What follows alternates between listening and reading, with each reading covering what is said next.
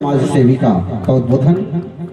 Hello, बोलिए सत्य सनातन धर्म की जय, सत्य सनातन धर्म की जय, हिंदू सभा की जय, हिंदू राष्ट्र की जय, आज स्वामी विवेकानंद जी की जय। जय बोलिए। परम सौभाग्य का विषय है। मैं बहुत अधिक भूमिका के साथ अपनी बात रखना नहीं चाहूंगी क्योंकि समय की सीमाएं हैं। परम आदरणीय मंच, व्यक्तिगत रूप से मैं नाम लेकर के आदर देना का क्रम नहीं स्थापित करना चाहती हूँ। मेरे साथ आदरणीय डॉक्टर उषा मिश्रा जी पधारी हुई। मैं स्वयं, मेरे विषय में बताया जा चुका है, मैं स्वयं भी राष्ट्र सेविका समिति से हूँ और आपके पड़ोस में ही मैं कार्यरत भी रही। खैर जीटी प्राचार्य रही हूँ मैं। तो खैर इसके साथ मैं अपने इस बात को लेकर अपने मुख्य बिंदु पर आती हूँ। आज आयोजक मंडल सामने बैठा हुआ है। सबसे पहले आप सबके चित्त में विराजे हुए भगवान श्री राम को और आपके इष्ट देव को मैं नमन करती हूँ। उस ब्रह्म तत्व को नमन करती हूँ जिस तत्व के आग्रह से, जिस तत्व की अभीष्ट कृपा से आप सब यहाँ इकट्ठे हुए हैं। अपनी इस बात को लेकर मैं केवल अपनी भावों की एक छोटी सी लड़ी आपके सामने पेश करना चाहूँगी। न मेरा कोई वक्तव्य है, न मेरा कोई ऐसा भाषण है, मेरी भावनाएं हैं। उन भावनाओं को अगर आप लोग समझ जाते हैं और यदि उसमें सहमत होते हैं तो उसको एक चिंतन का विषय बनाएंगे। उसको निश्चित रूप से अपने मन में चिंतन करके रहिएगा। तो सबसे पहले उस महान आत्मा को मैं नमन करूंगी जो परम सौभाग्य का दिवस हमारे ग्राम पटेवा के भाइयों ने लिया है। उन महान आत्मा के लिए आज स्वामी विवेकानंद की जयंती है। तो स्वामी विवेकानंद युवाओं के लिए उन्होंने एक नए भारत की कल्पना को विदेशों में जाकर विश्व पटल पर भारत की एक आकृति खींची थी। एक फिर से डगमगाते हुए भारत को फिर से खींच करके ऊपर रखा था। ऐसी विभूति के लिए चार पंक्तियां प्रस्तुत करूंगी। सबसे पहले, उठ बांध कमर चल यात्रा पर, उठ बांध कमर चल यात्रा पर, है अंधकार पथ दूर घना, है अंधकार पथ दूर घना, तेरा साथी बस है ईश्वर, तेरा साथी बस है ईश्वर, निज जीवन मित्र पवित्र बना, निज जीवन मित्र पवित्र बना। और मैं चाहूंगी कि मेरे यहाँ जितने भी युवा बहनें मातृशक्तियां बैठी हैं वो जोर से बोले, देश की इज्जत। नौजवान बोलिए, देश की इज्जत। आवाज आनी चाहिए। नौजवान बैठे घूमका के भी आगे, देश की इज्जत, देश की ताकत। नौजवान बच्चे बैठे। चलिए आज की इस बात के साथ में मातृशक्ति के लिए आग्रह और आप सबके लिए छोटा सा एक जो बात कहने की है वो ये, मैं अपनी माताओं से कहना चाहूंगी कि आप में एक बहुत बड़ी क्षमता है। मैं सीधे अपनी माताओं बहनों के लिए, छोटी छोटी बच्चियों के लिए कहूंगी, एक क्षमता है जो गढ़ सकती है वो सब कर सकती है। आप गढ़ सकती हैं। गढ़ना, रांधने को भी गढ़ना बोलते हैं ना। अपने छत्तीसगढ़ में कहा जाता है रंधई गढ़ई, ऐसे कहा जाता है। तो जो गढ़ता है वो मढ़ता है।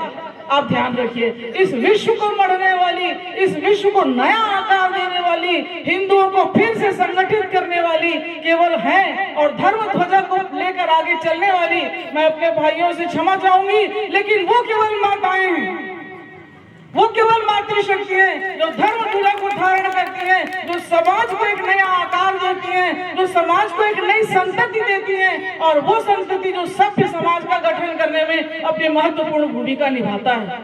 मैं माताओं बहनों से आग्रह करूंगी, निवेदन करूंगी कि अपने बच्चों को धर्म के विरुद्ध जाने न दें। धारेत इति धर्म। अधिक मैं उसकी ज्ञाता नहीं हूँ। मैं तो विषय रसायन शास्त्र है मेरा, मैं केमिस्ट्री जिंदगी भर पढ़ाती रही हूँ, अध्येता हूँ उसकी आज भी। मैं कहूंगी कि धारेत इति धर्म, जो धारण करने योग्य है वो धर्म है। और धर्म क्या है, जैसे कि अभी महाराज जी ने जो बताया, धर्म कोई ऐसी विधा नहीं है, कोई ऐसी पुतली नहीं है। जिसके दिल में करुणा है, जिसके मन में सद्भाव है, जिसको सहिष्णुता है, जो दूसरों के दुख से दुखी हो जाता है, जो छल कपट नहीं करता, वो हिंदू है, वो हिंदू। हिंदुओं की परिभाषा इतनी सीमित नहीं है, हिंदुओं की परिभाषा बहुत ही विस्तृत है। बहुत बड़ी परिभाषा है। तो वो व्यक्ति जो पर दुख देख करके द्रवित होने की उसके हृदय में सामर्थ्य है, ईश्वर की उसके ऊपर कृपा है कि उसका हृदय नवनीत के समान है, मक्खन के समान है, तो दूर से ही देखने से पिघलने लगता है, वो हिंदू है। क्या हम और आप हिंदू हैं?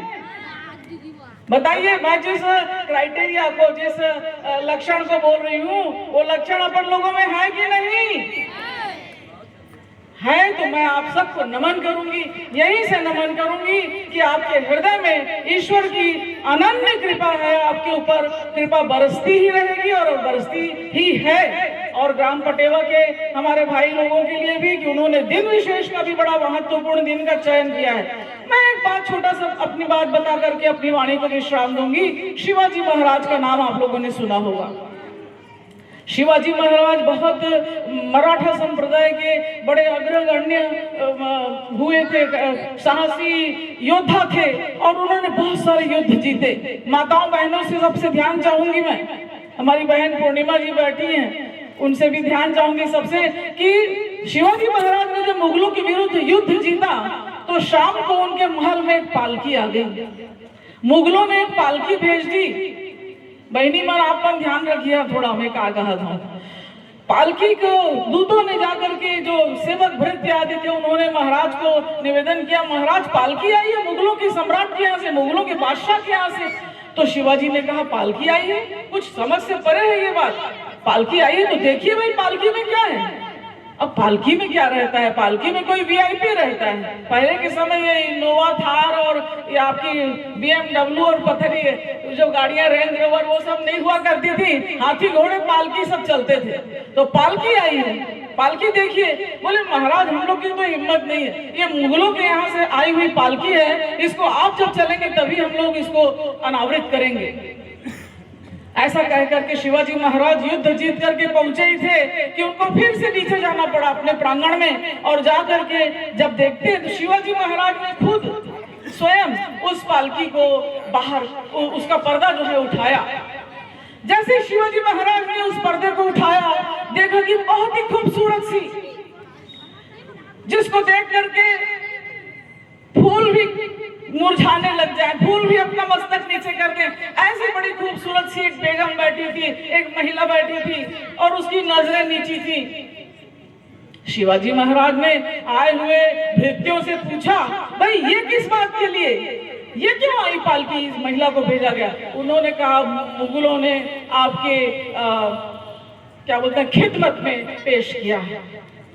शिवाजी महाराज ने देखा उस महिला को और ऊपर से नीचे तक उनके लिए उन्होंने मस्तक नवाया। और मस्तक नवा करके जब वो शांत हो गए, बिल्कुल शांत मुद्रा में थे, चुप हो गए, तो लोगों ने पूछा महाराज आप क्या सोच रहे हैं, कुछ कह क्यों नहीं रहे हैं? तो उन्होंने बड़े धैर्य से उत्तर दिया, बहुत ही धीरे से कहा कि मैं ये सोच रहा था कि आज मेरी माँ इतनी सुंदर होती तो मैं भी उसका उतना सुंदर सा बेटा होता। तो ये हमारे देश के लोगों की, ये हमारे योद्धाओं की, ये हमारे महापुरुषों की बात है, जो एक दिल को छू जाने वाली बात है। ये दृष्टिकोण था, ये दृष्टिकोण था। और इसी दृष्टिकोण के कारण एतत् देश प्रसूतस्य सकाशात् अग्रजन्मना यम यम चरित्रम शिक्षेणम पृथिव्याम सर्वमानवा, अर्थात ये देश विश्व गुरु हुआ करता था, क्योंकि हम लोग सनातनी हैं। हमारी हिंदू जो सभ्यता संस्कृति है वो सनातनी है, हमारी जड़ें धरती के अंदर हैं। हमको कोई हिला नहीं सकता, कोई डिगा नहीं सकता, लेकिन आवश्यकता है केवल जागने की, केवल आंखें। ये सब हम लोग को क्यों करना पड़ रहा है? आयोजन के रूप में लेकर, आयोजन नहीं है, चिंतन का क्षण है, ये चिंतन का मंच है। तो अधिक कुछ ना कहते हुए, मेरी भावना से आप लोग सब अवगत हो चुके होंगे। भगवान शिव को भी जब हम लोग लिखते हैं तो शाम में कौन सी मात्रा लगती है? सामने बच्चे लोग बताओ, शाम में कौन सी मात्रा लगती है? छोटी ई की मात्रा। तब क्या बनते हैं वो? शिव। ई की मात्रा स्त्रीलिंग। तो शिव भी बिना मात्रा के शव है। शव तो समझते हैं आप लोग। तो गौरी शंकर कहा जाता है। हमारी मातृशक्ति में इतनी ताकत है, मैं उसी विषय में बात कर रही हूँ। और ये 4 पंक्तियां मुझको बहुत अच्छी लगती हैं। मैं उतना बोल करके केवल आप लोगों से अपनी वाणी को विराम दूंगी और अन्य वक्ताओं को आदर से सुनूंगी। भारत के प्यारो जागो, सोए सितारो जागो, ये केवल जगाने की जो बात है उस पर से है। भारत के प्यारो जागो, सोए सितारो जागो, बैरी दुआरे आया तुम सर उतारो जागो, बैरी दुआरे आया तुम सर उतारो जागो, भारत के प्यारो जागो।